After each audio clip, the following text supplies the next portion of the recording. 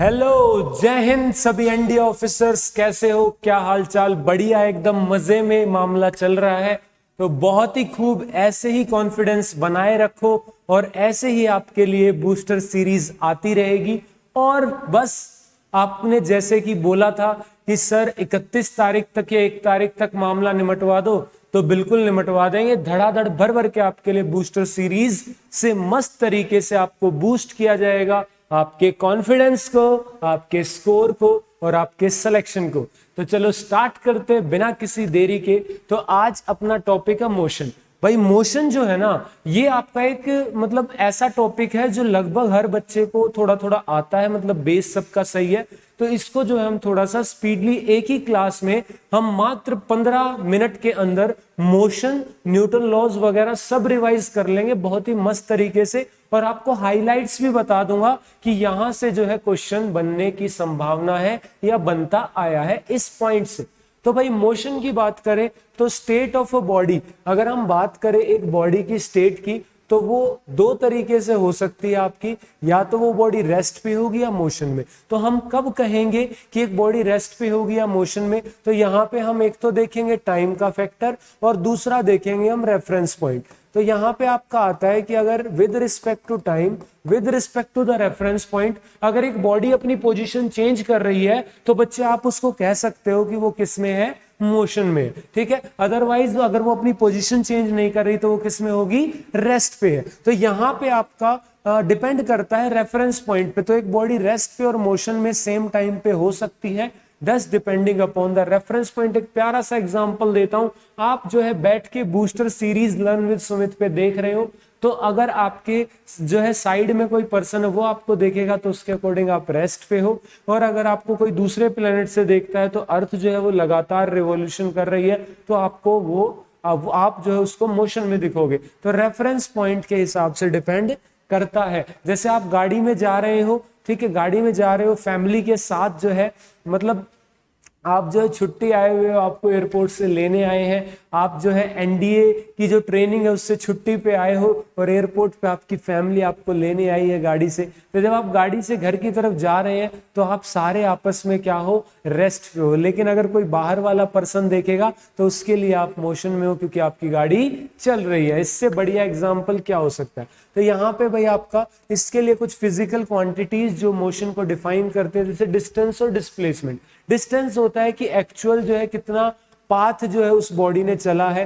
ठीक है, मीटर में इसको मेजर किया जाता है, तो वो होता है आपका डिस्टेंस। ये एक स्केलर क्वांटिटी है बच्चे। कौन सी क्वांटिटी है? Scalar quantity. यहीं पे अगर बात करोगे आप डिस्प्लेसमेंट की, तो डिस्प्लेसमेंट होता है कि कितना शिफ्टिंग हुई है, इनिशियल और फाइनल पोजीशन में कितना आपका डिस्टेंस है, यानी it is the shortest distance. ये आपका शॉर्टेस्ट डिस्टेंस होता है between initial and final position. तो इसकी भी यूनिट क्या होगी? मीटर होगी। लेकिन ये आपकी क्या है? एक वेक्टर क्वांटिटी है। This is a vector quantity. Distance क्या था? एक स्केलर क्वांटिटी थी। तो इसलिए displacement can be positive, negative और जीरो, क्योंकि वेक्टर क्वांटिटी है। दूसरा, displacement can be either equal to distance, अगर लीनियर मोशन है स्ट्रेट लाइन में, और it will always be less than the distance. या तो उसके बराबर हो सकती है मैक्सिमम, या फिर उससे कम ही रहेगी। तो कई बार आपसे डिस्टेंस और डिस्प्लेसमेंट का रेशियो भी पूछ लेता है, तो डिस्प्लेसमेंट अपॉन डिस्टेंस का रेशियो या तो 1 के इक्वल होगा या हमेशा उससे कम होगा। डिस्टेंस अपॉन डिस्प्लेसमेंट का पूछे तो या तो 1 होगा या उससे ज्यादा रहेगा। दूसरी पेयर आती है स्पीड एंड वेलोसिटी। तो distance upon time is speed and displacement upon time is velocity. ये दोनों की यूनिट मीटर पर second. Again this is scalar quantity. और अगर आप यहीं पे वेलोसिटी की बात करोगे तो it is a vector quantity. तो यहाँ पे वेलोसिटी और स्पीड दोनों का अगर आपको एवरेज निकालना है तो total distance upon total time. Velocity निकालनी है तो net displacement upon total time. यही इकलौता फॉर्मूला है। यहीं पे अगर आपको इंस्टेंटेनियस निकालनी है तो डिफरेंशिएट कर दो एट दैट पॉइंट, तो ds अपॉन dt ये आपका इंस्टेंटेनियस का आ जाएगा।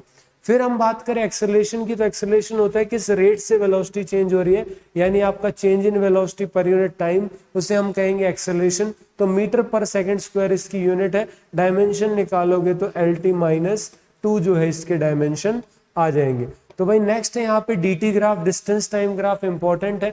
तो अगर रेस्ट पे है बॉडी तो डिस्टेंस चेंज नहीं होगा, पोजीशन चेंज नहीं होगी, ऐसा ग्राफ आएगा। यूनिफॉर्म मोशन है तो डिस्टेंस इक्वल चलेगी इक्वल टाइम इंटरवल्स में। नॉन यूनिफॉर्म मोशन है तो कैसा भी हो सकता है ग्राफ, इंक्रीजिंग हो सकता है, डिक्रीजिंग हो सकता है, अलग अलग आपकी शेप का हो सकता है। यहीं पे वीटी ग्राफ की बात करोगे तो वीटी ग्राफ जो है ये आपका रेस्ट पे है तो वेलोसिटी जो है वो 0 होगी, यहाँ पे ये ग्राफ आएगा। अगर आपका यूनिफॉर्म मोशन है तो वेलोसिटी कांस्टेंट होगी। नॉन यूनिफॉर्म है तो एक्सेलरेशन चेंज होगी यूनिफॉर्मली या नॉन यूनिफॉर्मली एक्सेलरेशन चेंज हो रही है, तो इस टाइप का ग्राफ यहाँ पे बनेगा। अगर आप जो है वीटी ग्राफ का स्लोप निकालते हो तो आपको मिलेगी एक्सेलरेशन, और यहीं पे आप इसका अगर एरिया अंडर द कर्व निकालते हो ऑफ वीटी ग्राफ तो आपको क्या मिलेगा बच्चे, डिस्प्लेसमेंट मिलेगा। तो यहीं पे अगर आप बात करते हो इसमें अगर आप स्लोप निकालते हो डीटी ग्राफ का तो स्लोप निकालने पे आपको क्या मिलेगी, स्पीड या फिर वेलोसिटी जो है उसका मैग्नीट्यूड मिल जाएगा। आगे बढ़ते हैं भाई, आगे है आपके पास इक्वेशन ऑफ मोशन। तो 3 इक्वेशन ऑफ मोशन है, v minus u is equal to 80 है, याद रखना है। u is initial velocity, v is final velocity, a is acceleration, t is time. तो यहाँ पे v minus u is equal to 80, s is equal to ut plus half 80 square, v square minus u square is equal to 2as। यहाँ से आपका direct formula आता है, बच्चे पूछ लेता है आपसे कि वैल्यूज दी होती हैं, आपसे कुछ भी कैलकुलेशन करा रहा होता है, न्यूमेरिकल आता है, बहुत इजी इनके ऊपर बेस्ड। उसके बाद नेक्स्ट है यूनिफॉर्म सर्कुलर मोशन। इसके अंदर आपको याद रखना स्पीड कांस्टेंट होती है क्योंकि यूनिफॉर्म मोशन है, लेकिन डायरेक्शन लगातार चेंज हो रही है। तो वेलोसिटी का मैग्नीट्यूड तो कांस्टेंट है, लेकिन वेलोसिटी जो है वो खुद जो है आपकी कांस्टेंट नहीं है क्योंकि डायरेक्शन जो है वो लगातार चेंज हो रही है। यहाँ पे क्वेश्चन जो है वो आपका आता है कि वेलोसिटी की डायरेक्शन और एक्सेलरेशन की। तो वेलोसिटी की किसी भी पॉइंट पे टेंजेंट ड्रॉ कर दो तो that will be the direction of velocity, और एक्सेलरेशन हमेशा टुवर्ड सेंटर होती है क्योंकि सेंट्रीपिटल एक्सेलरेशन होती है, तो centripetal force is always towards the centre. तो इसीलिए आपका ये है एक्सेलरेटेड मोशन, एक्सेलरेशन कहाँ होती है, टुवर्ड्स सेंटर होती है। तो uniform circular motion is an accelerated motion. कितनी मजे की बात है, यूनिफॉर्म मोशन होते हुए भी एक्सेलरेटेड। नेक्स्ट है भाई न्यूटन लॉज ऑफ मोशन। तो न्यूटन ने भाई कुछ लॉज दिए, जैसे पहला लॉ दिया आपका कि एक बॉडी जो रेस्ट पे है यूनिफॉर्म मोशन में उस स्टेट को कंटिन्यू करेगी जब तक बाहर से कोई फोर्स नहीं लगता। इसको जो है लॉ ऑफ इनर्शिया भी बोला जाता है क्योंकि इनर्शिया आपकी एक प्रॉपर्टी है बॉडी की to maintain its state of rest और मोशन। यही जो है एक्सप्लेन हो रही है आपकी किससे, न्यूटन के फर्स्ट लॉ से। तो अलग अलग स्टेट के अकॉर्डिंग अलग अलग टाइप का हो सकता है इनर्शिया ऑफ रेस्ट, मोशन और डायरेक्शन।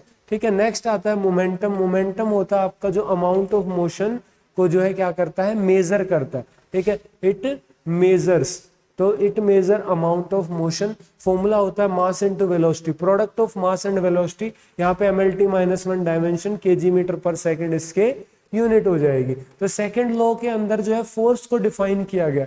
कई बार पूछा जाता है कि आपका फोर्स का फॉर्मूला कहाँ से आया, फोर्स का बारे में, तो वो सेकंड लॉ से आया है कि rate of change of momentum वो डायरेक्टली प्रोपोर्शनल होता है एक्सटर्नल फोर्स अप्लाइड के, यानी F is proportional to delta P upon delta T। ठीक है, यहीं से आपका फॉर्मूला आया है फोर्स का, पूछे अगर तो P की जगह mv रख दो, मास बाहर आ गया, dv अपॉन dt, एक्सेलेरेशन होता है तो मास इनटू एक्सेलेरेशन।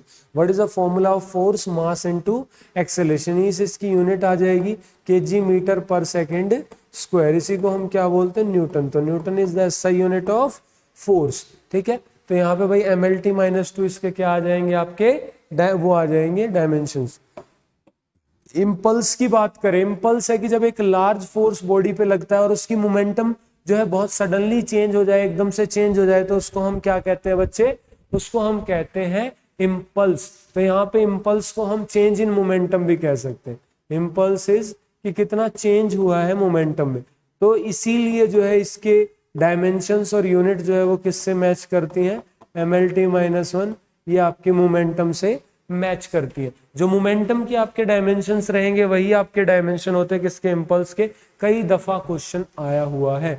नेक्स्ट अगर बात करें भाई थर्ड लॉ की, तो थर्ड लॉ है कि for every reaction there is equal and opposite reaction, for every action there is equal and opposite reaction. तो यहाँ पे कई बार आता है कैंसिल आउट क्यों नहीं करते, तो बच्चे एक्शन और रिएक्शन का पॉइंट ऑफ एक्शन अलग होता है, अलग अलग बॉडी पे लगते हैं। एक बॉडी ने दूसरी पे एक्शन किया तो दूसरी उस पे रिएक्शन देगी, तो दोनों की लाइन ऑफ जो एक्शन है वो अलग अलग होगी, इस वजह से जो है ये कैंसिल आउट नहीं करते। ठीक है, उसके बाद बात करें law of conservation of momentum की, तो law of conservation of momentum ये कहता है कि अगर आपके पास एक आइसोलेटेड सिस्टम है, ठीक है, आइसोलेटेड अगर आपके पास सिस्टम है, यानी मैं कह सकता हूं कि एफ एक्सटर्नल जो है वो क्या है, जीरो। तो याद करो second law of motion, F external किसके बराबर होता है, ये बराबर होता है आपका rate of change of momentum, ये आपका बराबर होता है कितना जो है चेंज आया मोमेंटम में। तो अगर ये जीरो हो गया तो यहां से आ गया कि change in momentum will be zero, यानी मोमेंटम विल बी कांस्टेंट। यही आपका law of conservation of momentum. इसी को जो है डिफाइन किया हुआ है कि अगर इनिशियल मोमेंटम m1 u1 है और प्लस m2 u2 है और फाइनल जो है m1 v1 plus m2 v2 है, तो ये क्या रहेगी, इक्वल, अगर एक्सटर्नल फोर्स जो है वो क्या है, जीरो है। तो ये है आपका law of conservation of momentum. ठीक है, क्लियर है law of conservation of momentum. तो यहाँ पे आपका इनिशियल और फाइनल मोमेंटम जो है कंजर्व रहेगा फॉर एन आइसोलेटेड सिस्टम जिसके अंदर एक्सटर्नल फोर्स जो है वो आपका कितना है भाई, जीरो लग रहा है, यानी एक्सटर्नल फोर्स की वैल्यू नहीं, मतलब एक्ट नहीं कर रहा है एक्सटर्नल फोर्स। उसके बाद याद रखना है आपका दो टाइप का कोलिजन होता है, एक इलास्टिक होता है आपका और दूसरा जो है इलास्टिक और इनइलास्टिक। तो दोनों में क्या डिफरेंस है भाई, इलास्टिक में आपका मोमेंटम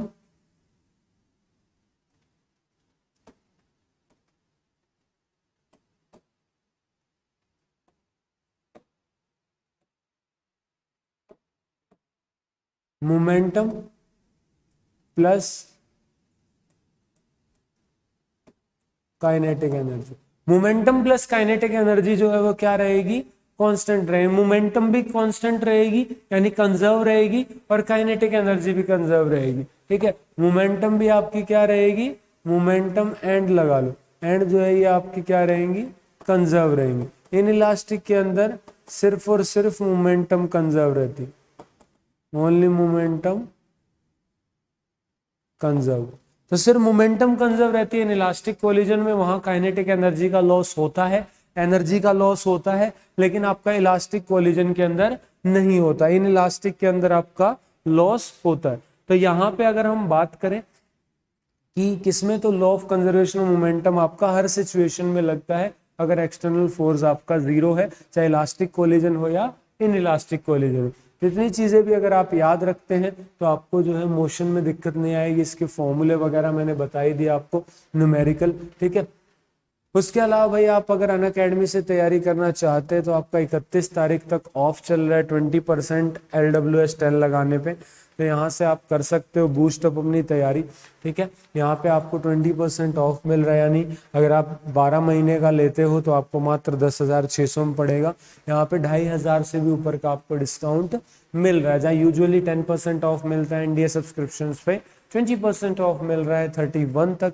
तो अगर आप अगले एनडीए की तैयारी करना चाहते हैं, वो भी बेस्ट एडुकेटर से एक ही जगह सारा की आपको तैयारी भी कराई जाए, प्रैक्टिस भी कराई जाए, मॉक भी लिए जाए, आपका जो है रिवीजन भी कराई जाए, सब कराया जाए, तो आप जो है अनअकैडमी ऐप इंस्टॉल कर सकते हो प्ले स्टोर से और अपनी तैयारी को बूस्ट कर सकते हो। उसके अलावा आपके लिए एक दो ऑफर्स और हैं, जैसे अगर ये आपका मॉक टेस्ट वगैरह लेके आए हैं, full length PYQ test series सिर्फ 399 पर ईयर या उससे भी कम LWS 10 यूज़ करने पे, तो आप यहाँ से जो है अपनी प्रैक्टिस भी कर सकते हो। उसके अलावा आपका अनअकैडमी लाइट भी है, जिसमें आपको ये टेस्ट सीरीज वगैरह, फ्री लाइव क्लासेस, कुछ आपके सॉल्यूशंस वगैरह, इस टाइप की चीज़ें आपको मिल रही हैं। तो ये आप जो है अलग से भी बाय कर सकते हो, अगर आप पूरा नहीं लेना चाहते, सिर्फ प्रैक्टिस करनी है तो उसके अकॉर्डिंग ले सकते हो। उसके अलावा प्ले स्टोर से इंस्टॉल अगर कर लोगे आप, तो यहाँ पे आपके जो वो है कुछ स्पेशल लेक्चर्स आते हैं, वो भी आप जो है अटेंड कर सकते हो। जो स्पेशल क्लासेस हैं सिर्फ वो अटेंड कर सकते हो, फ्री ऑफ कॉस्ट है अगर आप अफोर्ड नहीं कर सकते तो। ठीक है, अदरवाइज बहुत नॉमिनल से चार्जेस में आपको सब्सक्रिप्शन मिल रहा है। ठीक है, तो यहाँ पे भाई ये है पूरा मोशन जिसके अंदर हमने बात की कैसे आपका क्या क्या चीजें हैं, क्या फॉर्मूला है, क्या क्वांटिटी है, उसका क्या मतलब है। ठीक है, स्केलर क्वांटिटी होती है जिसमें सिर्फ मैग्नीट्यूड चाहिए, वेक्टर क्वांटिटी होती है जिसमें मैग्नीट्यूड प्लस डायरेक्शन जो है वो डिफाइंड होना चाहिए। जैसे फोर्स है वो एक वेक्टर क्वांटिटी है, डिस्टेंस जो है वो एक स्केलर क्वांटिटी है। ठीक है, तो आई होप मोशन आपको क्लियर हो गया होगा मात्र 15 मिनट के इस बूस्टर सेशन में।